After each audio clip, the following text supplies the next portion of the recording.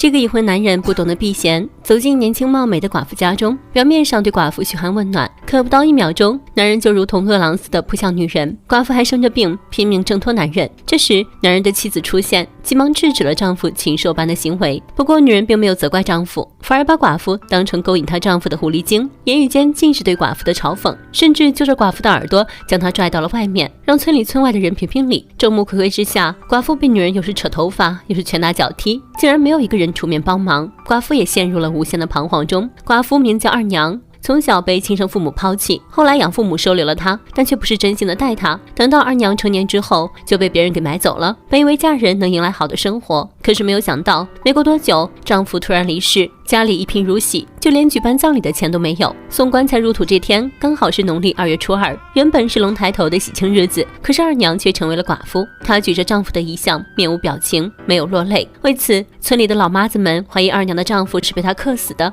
因为二娘年轻貌美，在村里算是数1数2的美女，于是引来不少男人的垂涎，村长就是其中的一个。二娘丈夫下葬的钱都是村长借给她的。等村长走后，长舌妇们又开始八卦，表示谁不知道村长和二娘有一腿，这大概就是所谓的村东头打了个碗，到村西头就成打了个架。不过长舌妇们这样说并不是空穴来风。葬礼结束后，村长屁颠屁颠的跑到二娘家刷存在感，二娘以为村长是来要债的，表示钱的事他会想办法尽快还清，没想到村长的手却火急火燎的想要触碰二娘。二娘惊慌失措，赶紧拒绝。村长倒是不急，表示改天还会再来，说完就走了，仿佛二娘已经是自己的囊中之物。隔天，二娘一觉醒来，发现家里的外墙壁不知为何倒塌了，不用想都知道谁干的。二娘只好找人帮忙修补。她先是来到会瓦匠活的邻居峰哥家，峰哥见二娘这样柔弱的女子，也想主动帮忙，结果被一旁的妻子打断，说自己家的围墙还没有修呢，没有时间。二娘也不好意思继续打扰，只好去求助别人。实际上，峰哥的妻子也不是为了别的，就是因为看不惯二娘长相出色，她看到丈夫一个劲的偷看二娘，生怕自己的丈夫被二娘勾了去，所以才会拒绝。这边二娘在找了一圈之后，都没有找到帮助自己的人，最后来到了二傻家。二傻是村里一个善良憨厚的男人，因为小时候得了一场大病，导致现在智力低下，一直都是被村里人欺负的对象。他靠自己疯癫的舞蹈表演赚钱维持生活，也常常会一个人在山上竖起耳朵来听风。虽然说人是傻了点，但是却有一颗善良的心。二傻的母亲王大娘早年间也成了寡妇，因此王大娘算是个明事理的。她知道寡妇生活的不容易，面对二娘的求助，爽快的答应了。二娘欣喜若狂，她表示每天会给二傻做饭吃。回来后的二傻看到这样一个娇羞羞的美女，连饭都没来得及吃，拿上工具跑去二娘家开始修墙。看到二傻这样迅速的举动，二娘的心里也是百般滋味。她招呼二傻坐下，然后进屋给她端饭吃，但是二傻却说自己不饿，随后就埋头苦干起来。因为二傻智力低下，二娘自然对他没有戒心。闲下来的时候，二傻就去城里的歌舞团表演，一次也能挣上个20块钱，还能抽到好烟。这天，二傻正在舞台上表演，谁知来了一个踢馆的乞丐。乞丐看到这样的二傻，十分欣赏他这种无惧无畏的表现，就想收他为徒。他先是来了一顿天花乱坠的夸赞，身上有一种难得的气质啊！啥气质？不要脸的气质！滚！你不要小看你这种气质，这种气质不是每个人说有就有的。你不如跟我当乞丐去吧。二傻一听，顿时不乐意了。他虽然人傻，但也不是个真的傻子，他才不愿意跟着乞丐去做小乞丐呢，当场拒绝了他。乞丐却死缠烂打，递上一张名片，然后头也不回地离开了。二傻搭一个顺风车回到村，就在刚下车的瞬间，就遭到了3个小混混的拦截。这群无所事事的混混专门欺负二傻，把二傻当成整蛊的对象，故意拿出一根烟递给二傻。二傻没吸几下，烟突然发生爆炸。原来混混提前在烟里装了鞭炮，幸好二傻命大，没有受伤，但他气不过，直接动起手来，却被对方一拳撂倒，挨了一顿揍。虽然受了委屈，但是他始终没有忘记要给二娘砌墙的事情。没事做的时候，二傻就会来到二娘家继续劳作。二娘一看他愁眉苦脸的，便走过来安慰他。二傻却自顾自地讲起了往事。在他3岁的时候，他的父亲就在工地上被墙给砸死。虽然他说出来的语气并不伤心，但是二娘却觉得这是说起了他的伤心事。为了安慰他，二娘不顾男女有别，拉起二傻去往河边。一路上，村民们议论纷纷，毕竟村里最漂亮的寡妇和一个傻子走在一起，这是何等的窝草。就连村长都感到纳闷，他都没有搞定，怎么这个傻子就先牵手了？来到河边，两个人像小孩子一样往河里丢石头，仿佛这样就能丢掉一切的烦恼。这时二娘也说起了自己的身世，她从小就被父母抛弃，18岁时被养父母卖到这个村里，说着还拿出一个随身听给二傻带上，播放出动听的音乐。二娘一直有一个音乐梦，每当烦躁的时候，她就会拿出来听听音乐，这次也是一样，两人听着音乐，忘却了一切不愉快的事情。二傻也渐渐对二娘产生不一样的情感，他打心眼里心疼这个女人。这天，村长来到二娘家，赶走了正在吃饭的二傻。桂香知道村长是来收债了，他将自己的随身听送给了二傻，然后跟着村长进了屋，而二傻则一时冲动抢走了二娘的衣服。接下来发生了不堪的一幕。这个傻子从枕头下面拿出女人的内衣，自顾自地傻笑着，却不知此刻的女人正遭到村长的欺负。二娘躺在炕上，泪流满面，最终还是以这样的方式还清了债务。这边王大娘看到二娘的内衣，知道是儿子偷来的，追着二傻一顿狂揍。二娘因为和二傻走得很近，免不了被村里的妇人七嘴八舌地议论着。这天，邻居风格仗着媳妇在外打麻将的功夫，悄悄来到二娘的家里，想要来一出霸王硬上弓。幸好二娘拼命叫喊，才将风哥的妻子喊来。不过受到责罚与打骂的并不是风哥，而是作为受害者的二娘。他直接揪着二娘的耳朵，将她拽了出来，当着全村人的面口无遮拦地侮辱着二娘，说她是狐狸精，勾引自己的丈夫。一旁的村长一边应和，一边驱散了众人。二傻看到自己心爱的姑娘被欺负，挺身而出，却被推倒在地。而村长在这个时候不但不帮他说话，甚至还做起了墙倒众人推。二娘彻底陷入了绝望。现在她看清楚了，唯一对自己好的只有二傻。当天晚上，二娘就把自己献给了二傻。经过这些事情，二娘萌发了一个保护自己的想法。村里人都说她不三不四，那她就如他们所愿，一改往日朴素的风格，画上红红的大厚嘴唇，丝毫不顾及自己刚死了丈夫，把自己的家改成了麻将馆。只不过她并不是为了挣钱改变生活，而是借着打麻将的功夫，只要谁能让她胡牌，就能和她共度春宵一刻。大家都惦记着她的美貌，所以趋之若鹜的来找她。每个男人的脸上都挂着阿谀奉承的笑容，争先恐后的想要让她胡牌。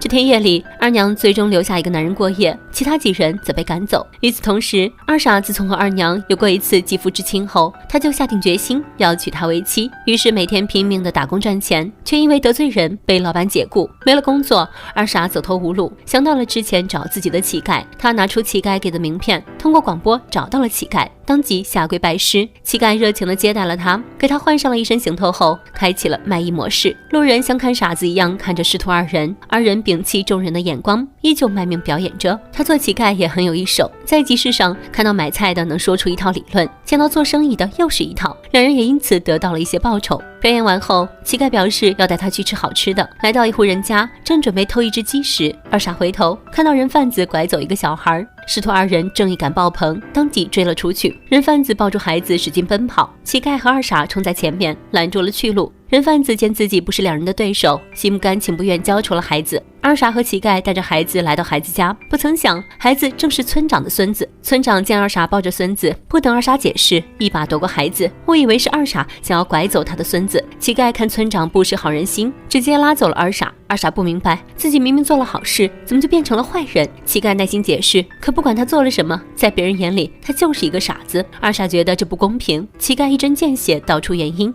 在这个世道上，不公平的事太多了，只要咱做事对齐天对齐地，中间有良心，关于怎么活法，咱有咱自己的原则。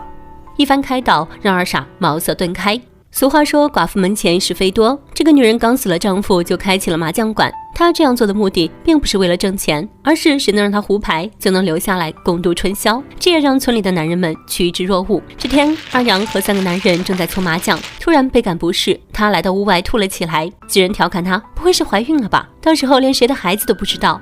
二娘感到心烦意乱，直接赶走了3个男人。关上门，二娘轻轻抚摸肚子，突然有种喜悦的感觉，因为这个孩子的到来会给她暗淡的生活增添一丝温暖。她赶忙驱赶着屋内的烟味，决定好好对待这个小生命。第二天，二娘找到村长，表示自己怀了他的孩子，想要让他负责。村长大为震惊，开始推卸责任。二娘表示自己已经算过日子了，不是村长的就是二傻的。一听这话，村长更是恼火，他不仅不承认孩子是他的，还对二娘爆粗口，丝毫不顾二娘的自尊心，并警告二娘，要是被别人知道就弄死他。说完头也不回地离开了。二娘愣在原地，一时半会儿不知如何是好。她委屈地来到河边，想要跳河自尽，一了百了，否则连孩子都要跟着她受罪。二傻在这个时候赶了过来，赶紧上前抱住她，并承诺要娶她为妻。二娘推开二傻，告诉他，如果他们结婚，别人会掐死他们，让他们喘不过气来。二傻没有管那么多，他拿出二娘送给他的随身听，播放着二娘最喜欢的音乐。听着动听的音乐，二娘变得理智起来。她哭着问二傻，难道不嫌弃自己脏吗？二傻反驳道，你有什么时候嫌弃过自己傻呢？这一刻，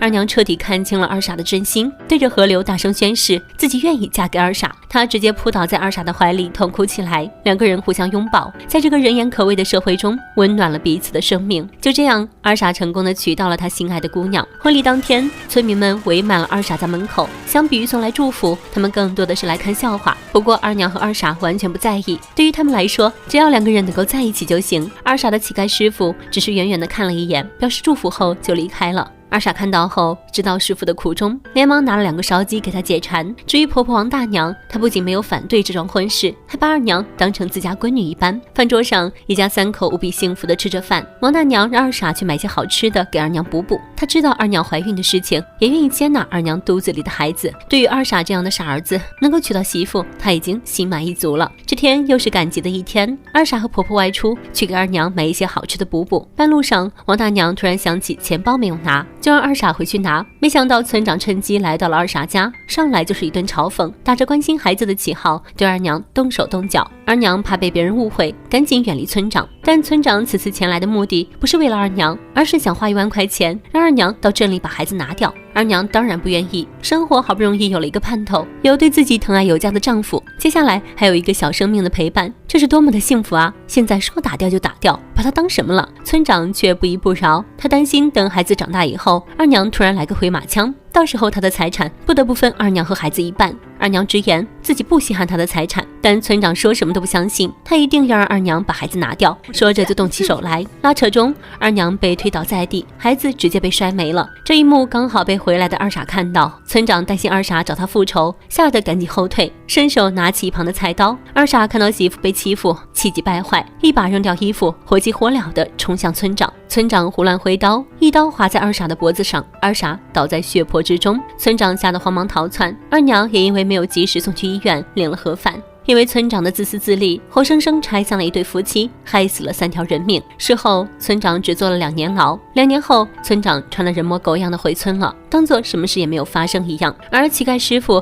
也为小2口抱不平，把二傻和二娘的事迹编成了童谣，并教会了村里的孩子们。接下来，他要用自己的方式替二傻报仇。影片到这里就结束了。这是一部小成本制作的电影，故事从偏远的山区出发，充分体现了山区里的各种问题：人口买卖、恶霸欺压百姓、傻子被人嘲笑、寡妇惨遭排挤等等的现状。促成这些现象的因素有很多，落后的思想以及落后的教育。影片中的每个人物都十分的饱满。二傻虽然是傻子，但却能明白很多的道理，也有想要守护的人。二娘代表了底层的农村妇女，因为生活所迫，她不得不放下自尊，忍受同阶级妇女的嘲笑和辱骂，去讨男人们欢心。至于村长，表面上装好人，背地里却做着见不得人的事情，仗着自己的身份欺压二娘，与恶霸没有什么区别。影片中活得最明白的当属乞丐了，他明白这个世道的悲哀与不公，虽然不能改变，但他也没有同流合污，凡事对得起自己就行。一部小小的影片折射出了那么多的问题，可见在我们看不到的地方，比这更肮脏的事情不在其数。关注我，下期更精彩。